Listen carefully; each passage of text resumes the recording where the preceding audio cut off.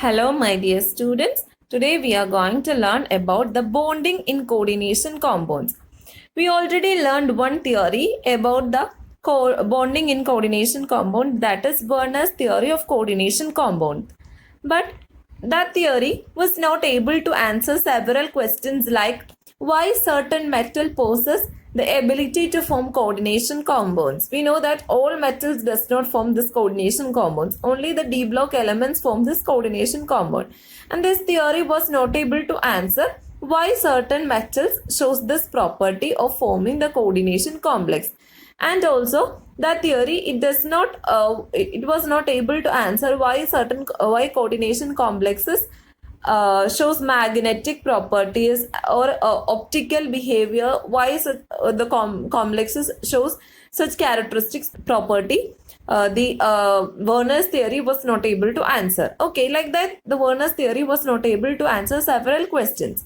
In that time, several other theories came which was able to answer the nature of the bonding in coordination complex.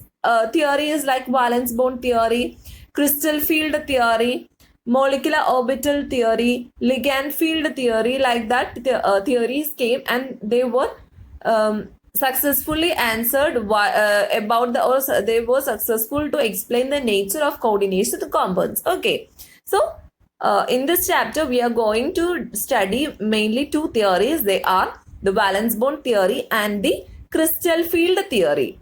Today, we are going to learn about the valence bond theory. Okay, this valence bond theory, it was mainly developed by Pauling.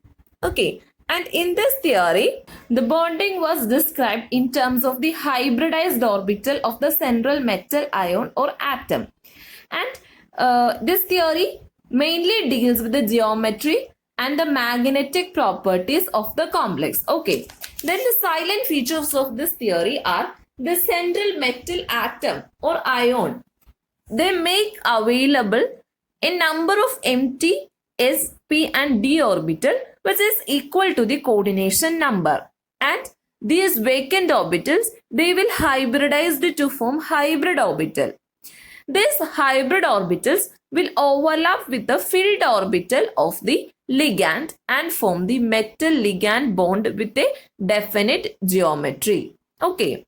Then, if you know the coordination number, then we can predict the geometry of the complex.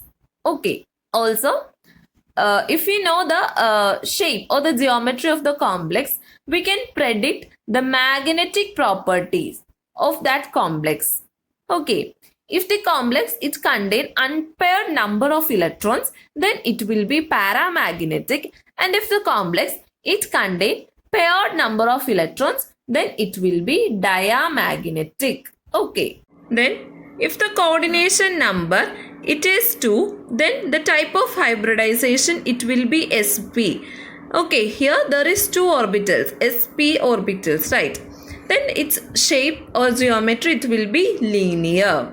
Then if the coordination number it is 4, then it will have in the coordination number 4 there will be two type of hybridization. One is sp3 and the another one is dsp2. Okay, if the hybridization is sp3, what will be its geometry? It will be tetrahedral. Okay, then if the hybridization is dsp2, then it will be square planar. Then if the coordination number it is 5, then the hybridization it will be sp3d and its geometry will be trigonal bipyramidal.